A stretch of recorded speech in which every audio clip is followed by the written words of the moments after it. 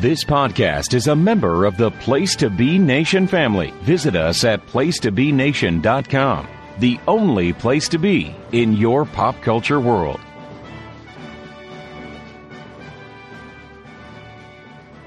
Place to Be Nation Pop Experience. Welcome back to another episode of Pop Goes to the Couch. I'm James Gruenberg alongside John Arsenio D'Amato, and tonight we have a new host with us, Greg Diener. Greg and John, how are you guys doing tonight? I'm doing fantastic, James. Very good, sir. Very good. I'm on my favorite place, on the couch. My favorite place in the world. This is the first time I've ever done a podcast with John, so I'm very excited. Oh, nice. Yeah, it's the first time I've done a podcast with John, too. I mean, we did the first episode together, yeah. Yeah, Greg, I'm a big fan of your show. You brought up from TV. You brought up a lot of a lot of memories of some good shows I went through. So when you get to your plug, we'll talk about it more. Oh, okay. Now, John, sadly, we have to congratulate Greg. He won the 90s topic trivia contest last week, and that episode dropped yesterday morning, right, Greg? Yes, it did. I did pretty well. After we all bombed in the music round, I knew, okay, I got this. Yep, I won the Harry Potter round, and sadly, John came in second in the 80s round. Yeah, congratulations. Talk about bombed. Yes, I bombed the whole 80s. Oh, yeah. It was a tough scene. So for those of you who are just joining us, we're covering Mighty Ducks Game Changers. Me and John covered episode 1. It was called Game Time. John, let's go back. I thought it was a strong, good start to the series. What did you think, John?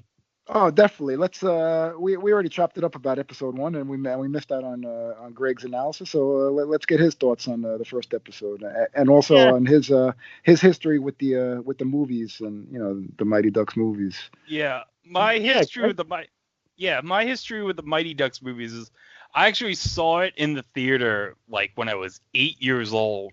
It was actually one of the rare movies I ever saw twice in a theater back when I was a kid. Oh, wow. Yeah, it's like Home Alone and Mighty Ducks are like the two movies I saw twice in the theater as a kid. Well, you picked two gems to see twice, Oh, yeah. I got the VHS tape of it for Christmas '93 with my Sega Genesis with NHL '94, and I must have worn out that VHS tape a lot back in the day. And I saw D2 in the theater when it came out in '94. I wasn't really a big fan of the third movie, pretty much, but the first two movies bring back a lot of fond memories for me personally. And I actually just acquired the Blu-ray of the first movie prior to the first episode of the show to get ready for it. So, yeah. Hey, Greg, let me ask you, and also John, put your enemy teams in order: the varsity from D3, the Iceland team, and the Hawks. Okay, the team from Mighty Ducks 3 last. The Hawks I'd place number 2, and I'd place Iceland at the top. Ah, okay. Although I will say, Coach Riley in Mighty Ducks 1, the biggest dick coach in movie history. I mean, especially like when he knows that the second place banner is there, and he looks at Gordon, he goes, "Oh, I wish they would take that one down, don't you?" Yeah. And he orders the hit on Banks. Yeah. Yeah, you stole my answer, Greg. I'm going the Hawks all the way because of Coach Riley, the great Lane Smith. Yeah, total prick. He was a total prick. He was the Bill Yeah. Belichick of Pee Wee hockey in 1980. All he needed was a friggin' homeless friggin' hoodie. That's all he needed. Yeah. So, Greg, what did you think of the first episode, Game Time? I kind of enjoyed the first episode. I kind of enjoyed being introduced to all the new characters and everything. And it was great to see Emilio Estevez back and everything. And this new heel of a coach they have in this show, he's basically like a new age, like Coach Riley from the first movie, basically a 20-something douchebag. And I love that. Yeah, that's what me and Jay said. A pretty boy version of Coach Riley, yeah. Long haired, young pretty boy, yeah. And actually, fun fact, one Easter egg I noticed in the first episode. Do you know what the name of the Ducks Stadium is? Yeah, Hendricks Stadium. Yes, it's a reference to the company from the second Mighty Ducks movie. Ah, right. I picked that up, and then I had to flash it back to what it said on the stadium, and then I was like, oh, so it's Hendricks Hockey, so now it's Hendricks Stadium. I'm guessing Michael Tucker from LA Law must have paid a lot of money after the second movie to give him a fancy stadium. That's hilarious. That was a good catch, yeah. Alrighty, guys. Shall we get into, without further ado, shall we get into the second episode? Definitely. Oh yeah. So this is the second episode of Mighty Ducks Game Changers. It's called Dusters. As we see, Nick is still doing his podcast on the side while being on the team. It's the team's first practice. And Evan and Alex arrive at the Ice Palace. Alex says she's a little bit nervous because she wants everything to go well.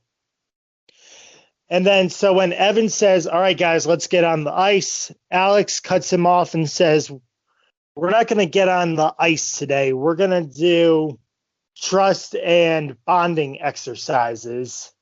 So she really wants everyone to go around in a circle and reveal something about themselves, something obvious and something on the inside that nobody knows about. What do you think of Alex's coaching here? It's very unusual coaching methods, to say the least. It's pretty horrible. Definitely too touchy-feely. Especially they're way behind from the other teams in their skating and all that. And they definitely needed to get out on that ice. And she was definitely too much coaching psychology and getting to know all feelings and too much psychology there. That's not what these Ducks needed at the time. So pretty horrible. Now keep in mind also they only have 3 days until their first game. Yeah, and it's a theme that'll come up. As a matter of fact, it'll be like the turning point of the episode, which is she's just emphasizing it doesn't matter about winning and losing and how we played, as long as they go out there and have fun. But we're going to see that becomes one of the turning points in the episode. So they reveal each player reveals something about themselves, the obvious and something on the inside. Sam has no spleen. He likes to do dangerous stunts, but we know that he crashed into a stop sign and he lost his spleen. Oh, that must have hurt. Yeah, I can't imagine someone who has to have their spleen taken out. Maya can put people down and make them weak. Lauren on the outside is a female warrior, and on the inside, she's afraid, but she has accepted death. I kind of think that was a little freaky.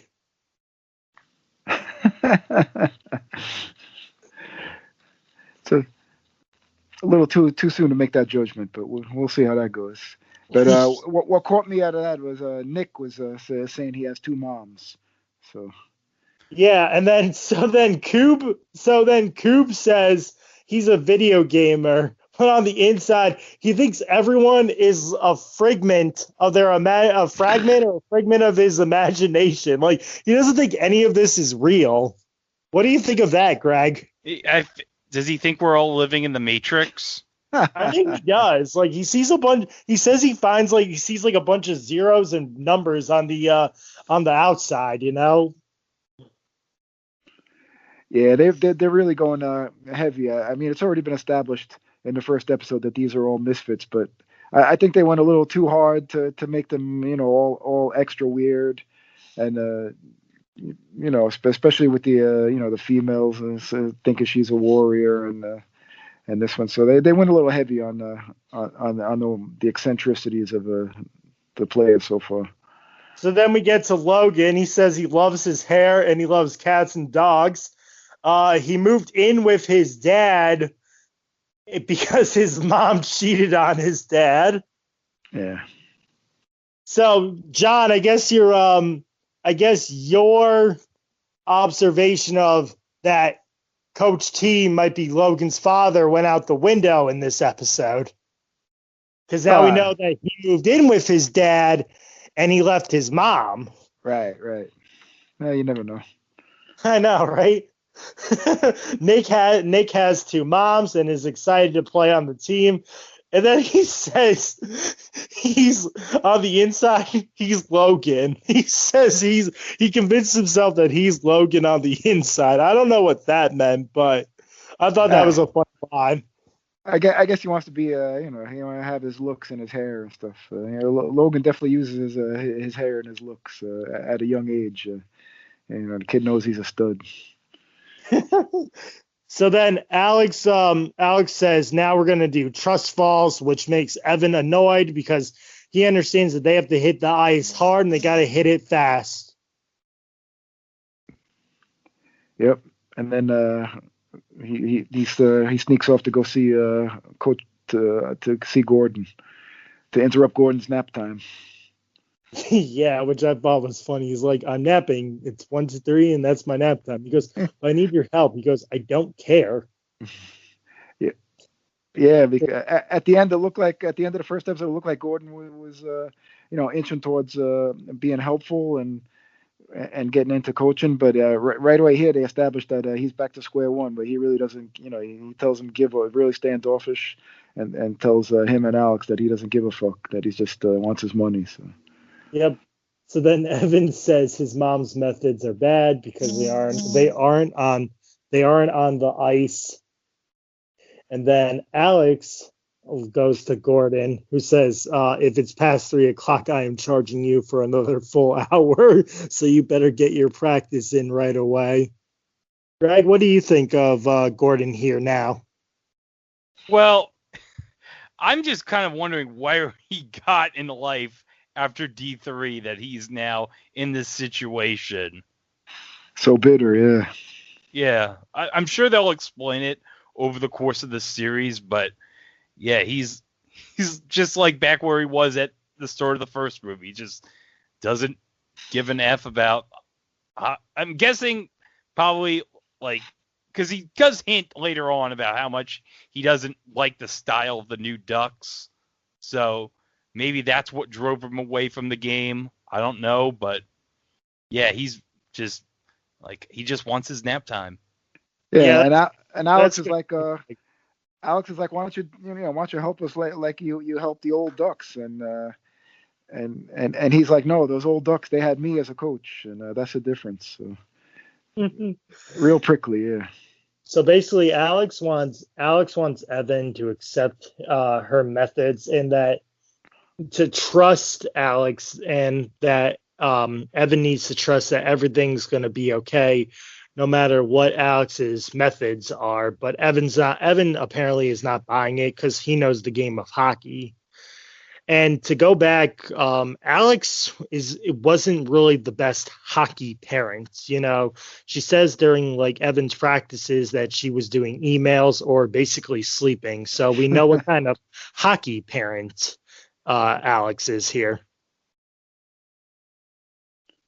Yeah, she's just bored to death while at the hockey games, just wanting to pass the time. So then we get to the next day where they step onto the ice because, again, time is limited with their practice and their skill improvement. But instead of pucks, Alex gives them beach balls because she says that they are safer than pucks. And then I don't see the logic in this at all.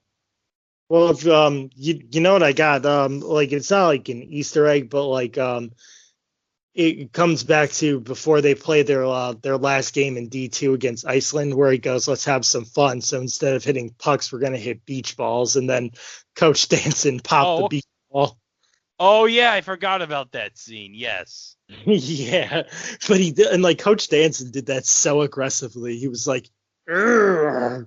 And then Gordon goes, "You owe me a beach ball." So then Alex asks Gordon if he has any hockey equipment, but Gordon says he burned it all in a dumpster fire. So it seems that like Gordon is running again from his past, like he did in the first film after he missed that penalty shot in the championship game. What do you think, John? Yeah, he really dialed it back to square one, and Evans really looking to him as a to be like a leader or a mentor for him, and Gordon just keeps telling him that he doesn't care. Really prickly, really hurtful. Well, and Greg, also, would you think that that Charlie really wanted Gordon to help him, as Evan wants Gordon to help too at the same time? Yeah, I mean, basically, he is the Charlie Conway archetype of this series. Oh, and also another thing I picked up, Coob's goalie equipment is what I'm pretty sure Gruenberg had when they're playing ice hockey on the pond before Gordon arrives. I picked up on like that Coob definitely has some of Gruenberg's old equipment before they get the new equipment. Maybe he got it at Goodwill or something. I don't know. Yeah, but like I noticed the yellowness in Coob's outfit. So then they're at a pizza place and Alex is giving team award trophies, basically participation trophies for doing absolutely nothing. And this is really what sets Evan off. And this right here is really something that you do not do, because I have strong feelings about this. Like either way, it's like you want to encourage your child to do better, but at the same time, they should not deserve a trophy just for being out there. They have to earn the trophy. Yeah, Alex is really kind of annoying in this episode. She's a little too heavy on the touchy feely and the participation with the awards for doing nothing, and really not leading them towards any kind of competitiveness, and really not doing anything to make them better as kids, as players, as anything.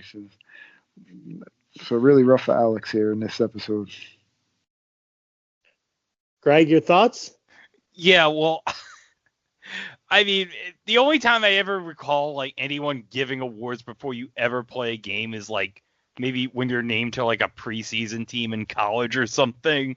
So I don't understand why in the world Alex would give her team trophies. I mean, I played plenty of amateur sports in my day, and I don't recall ever getting a trophy before I played a game. I mean, don't get me wrong, I was a trophy mark back in the day, and I would love to have a trophy for doing nothing on my wall, but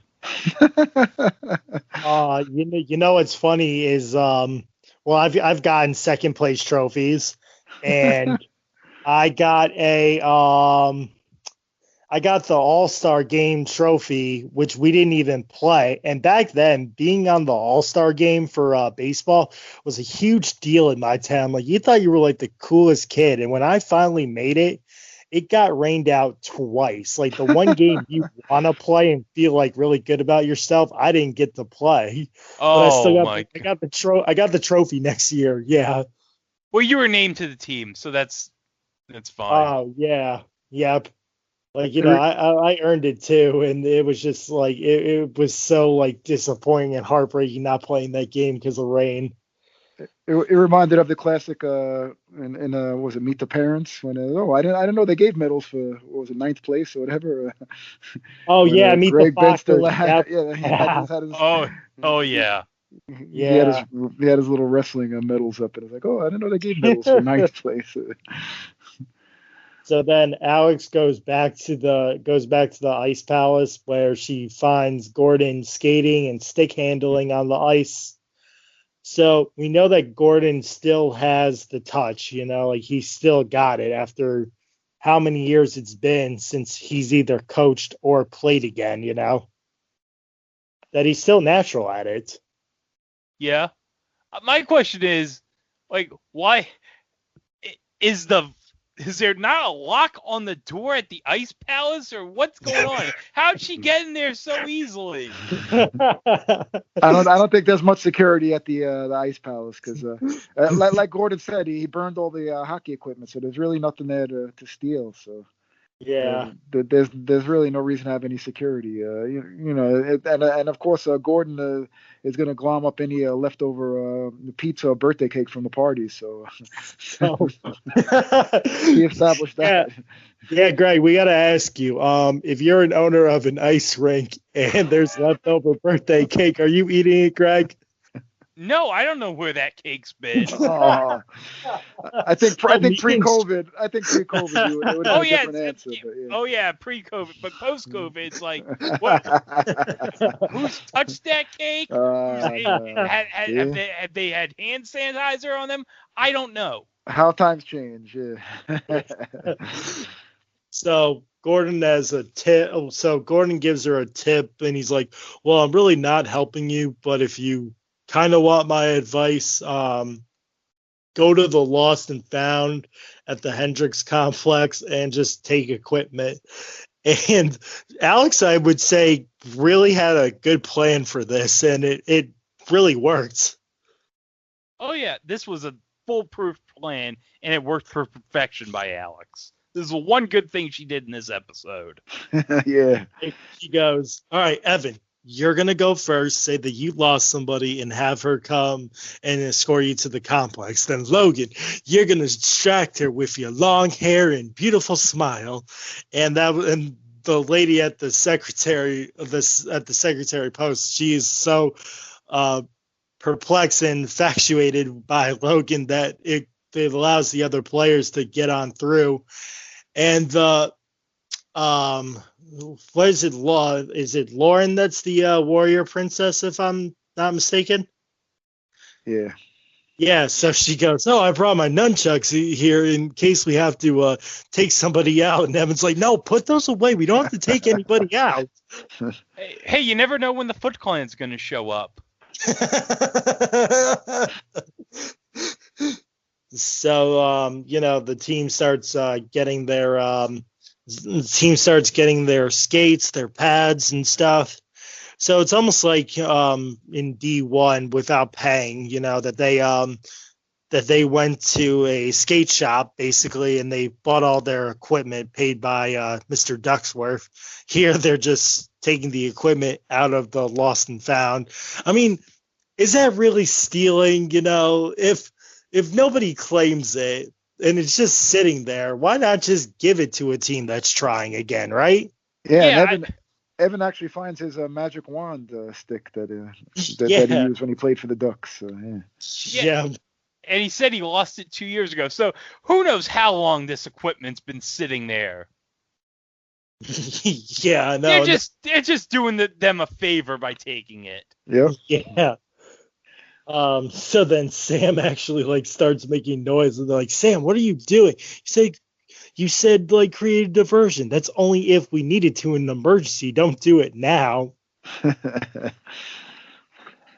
So they all walk out the equipment, and then it's we're into game day, and this is the first game. Now, I think they did a good job here with the first team that they play by not making it the Ducks, who are essentially, which we know are the hardest team based on their championships that they've won.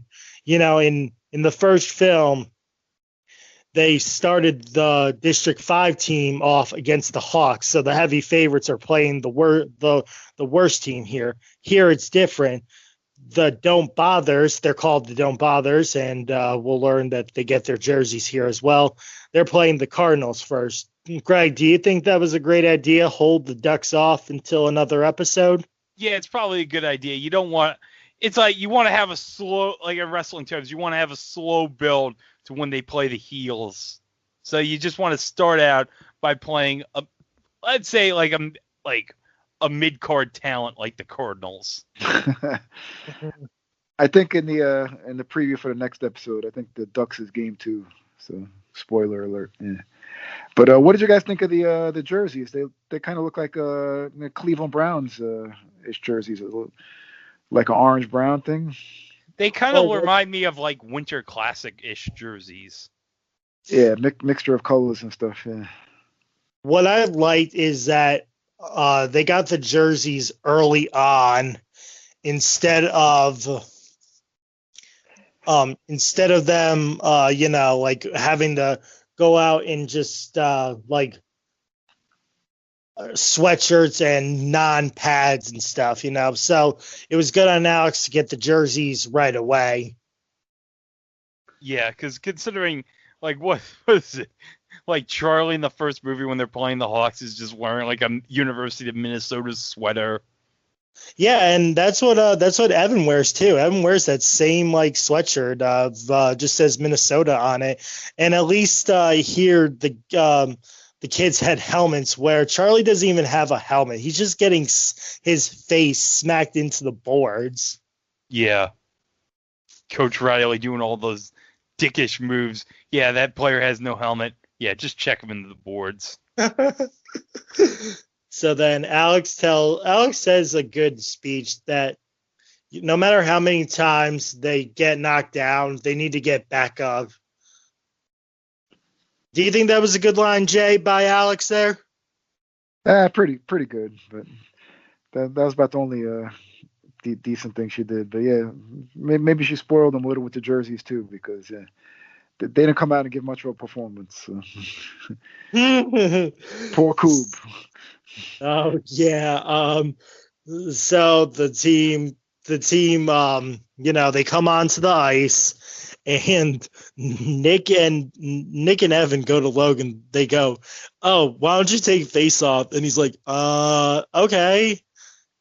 And within 5 seconds, the Cardinals scored a goal. And then when they asked Logan, why didn't you get the face off? He goes, well, if I move the stick, then I'm going to fall down. Makes sense. So they get smashed and beaten by the Cardinals 12-0. And you see Gordon is watching through his window. I didn't know they were going to deem the Ice Palace a playable ice rink. I thought that all the games are going to be at neutral zones, or at least on the Ducks turf, that they allowed all the teams just to play their games at Hendricks Stadium. What did you think, Greg? Well, I'm not kind of sure, because is this league, because I'm assuming, because this is the 12 to 14-year-old division, and in the first Mighty Ducks movie it was Pee Wee hockey, right? Yeah. So this is not Pee Wee hockey in Game Changers. It essentially it is, because like, middle schoolers are still deemed playing Pee Wee hockey. Okay, so it kind of is, yeah. Yeah, so because I'm not even sure, because in the first movie I'm under the impression like it's by school districts, because the Ducks are District 5. Yeah, I wasn't paying attention to how the districts worked in the first film. Yeah, because I think the only reason the district comes into play is when they use it as an excuse to get Adam Banks off the Hawks. Yeah. So the Ducks obviously lose their first game to the Cardinals 12-0. And when Coob is playing goalie, he goes, X, and Nick goes, Coob, what are you doing? He goes, if I hit the X button, I'll be able to stop shots and use my stick move. This isn't a video game. This is real life. He goes, I really don't know how to play goalie then in real life. Yeah. Once again, a little too heavy on everybody being extra weird. I mean, we know they're all misfits. They don't have to pound you over the head how they're weird and that they're outcasts and everything. They really go a little too overboard on on how they're all friggin' misfits and everything. So not a big fan of that. So then they go back to the locker room. They're in pain. They're rehydrating themselves, and Alex goes, "All right, well, it was a good try, guys. You should be proud of yourselves." And then Evan goes, "Well, it's not that fun losing 12-0, getting beaten that badly. So instead of taking the high road and not caring like the Ducks did in the first movie, because they go, we're the ones getting our butts kicked. Where were you? Why aren't you coaching us?"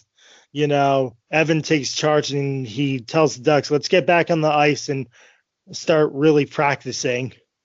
Yeah, that part saved Evan saved the episode for me, because that's a big key where the parents are always saying, the parents that aren't that competitive say, oh, it's no big deal as long as the kids go out and have fun. But Evan really drove it home that no, it's not fun to lose 12-0, and it sucks. And winning is more fun, or at least being competitive is fun. So that's not fun at all. You can't just go out there and be a bunch of slapped asses. You got to go out there and at least be competitive. Yeah, Evan made a lot of sense here, as he took charge of the situation, and they all got back on the ice, and they're all gonna get ready for the next game. So yeah, that really saved the episode for me. It was going downhill fast, and but Evan really saved it at the end. Yeah, I was gonna say at least all the players agreed that they need to get better and that they need to skate better and learn how to play hockey, instead of just walking off and being like, oh, I don't care. I thought I did a good job. They at least understood, no, this was a very bad job that we did and we need to get better. Yeah, Evan showed great leadership skills, and then you see a glimpse of Gordon kind of watching admirably. And also, guys, and Alex says she has to learn actual hockey. So he even motivated his mom to get on the ball. No more that touchy feely shit. So, guys, here's a funny question I have to ask you, because my eyeballs like popped out when I saw this. Did you know that Juicy Smollett was a Mighty Duck in the first movie? Oh yes, I knew that very well. Yep. I didn't know that until I was watching a critic do a review, and then he's like, Juicy Smollett is a duck, and it turns out Juicy was or Justy or whatever, he's Terry Hall. I was like, oh my goodness. Yep.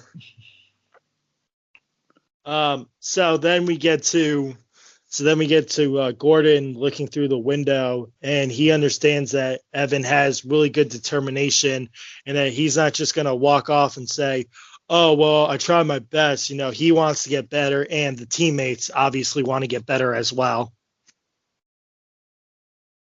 Yep, because winning is more fun than losing, or at least being competitive is more fun. It's no fun losing and getting your ass kicked. Yeah.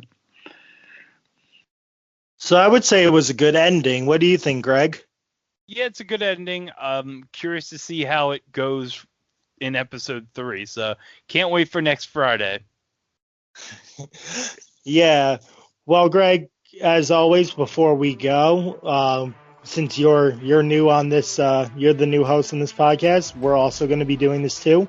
Do you have anything that you want to plug for the listeners? Anything you want, Greg? Well, of course, you can listen to It Was a Thing on TV on the Place to Be Nation Pop feed each and every Wednesday. My co-host, Chico and Mike, we cover at least 2 topics relating to the world of television from years past. And we go over some pretty, I'd say pretty obscure or non-memorable stuff. And we're actually doing right now our annual pilot month, where we go over some unsold pilots over the years. So it's good. We got a pretty fun list of unsold pilots that we're going to cover in the month of April. And also, me and Chico are hosting a limited series podcast that's coming on the Place to Be Nation Pop Experience each month. Is called Into the Spidey Movieverse, where we go over at least an entry in the Spider-Man movie franchise going into Spider-Man No Way Home, which is coming out in December. And Johnny, what do you have? On the North-South Connection, Extreme Three-Way Dance, latest episode just dropped. And also on this pop feed, we have the year in pop. We're in the almost done with the 80s. We're in the late 80s now. So. Oh, I can't wait for you guys to cover 89. Yeah, that'll be coming. Well, I can be found on the Place to Be Wrestling Network. I have a podcast along with Michael Cook called Extreme Resurrection. We are just we just finished recording the debut of CM Punk from the Hammerstein Ballroom. Nice. And the return of Kurt Angle, and also the return of Rob Van Dam. Also, this might be the worst match of the year of 2006, when one of the main events is Batista versus Big Show for the ECW title. Oh, is that the match where they boo it out of the building?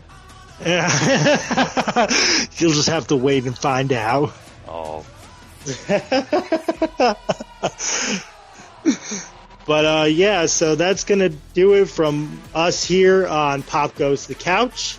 We will see you next time for episode 3.